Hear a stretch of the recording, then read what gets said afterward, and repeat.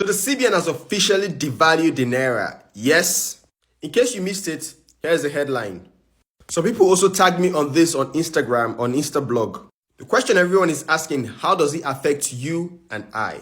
Someone say, what is unification? What is floating? Is it just banks that are selling? What of CBN? What of my from A? Calm down. Let me explain.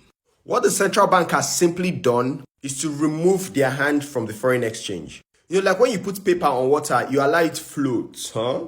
You're no longer in charge of what happens to that paper on that water. You get? Simply floating. It means that the price of your dollar is going to be determined by the forces of demand and supply.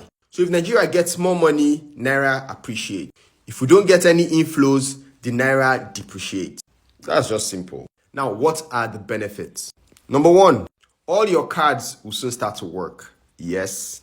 Because the banks are allowed to officially determine the price of the foreign exchange, that's forces of demand and supply, they don't need to wait for CBN to settle international transactions. They just source money at the prevalent market price and settle all the international companies when you pay for stuff with your international card. So yes, your card soon start to work. Number two, foreign direct investment, foreign portfolio investment is going to jump into Nigeria. I'm sure you saw this headline when MFLA was suspended.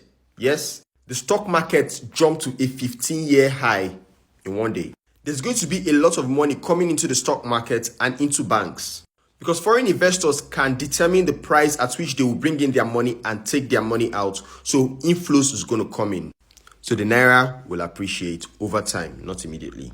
All those people that were keeping their money off Nigeria, all the export proceeds, so when people export things from Nigeria, before the CBN rate of bringing back that money was like 456, now they can bring it back at the market price and get the real value of their exports. So expect more dollars to come into Nigeria. Yes. But is it all good news? Nah. Your PTA, Form A, all those Form Q, all those things are going to be priced at the market price. No more cheap dollars. Would it affect your goods and services? Nah. Importers were already buying they were already marking their price up at the prevalent market price. So price of goods will not change that much. Now petrol, because subsidy has been removed, the petrol you currently are enjoying now in the country was bought at CBN rates, that's 440 something. So because subsidy is off now, you're going to be buying petrol at a higher price because they need to price it at the current market price when the new people start to import. So from July, you're going to see a higher price on your petrol.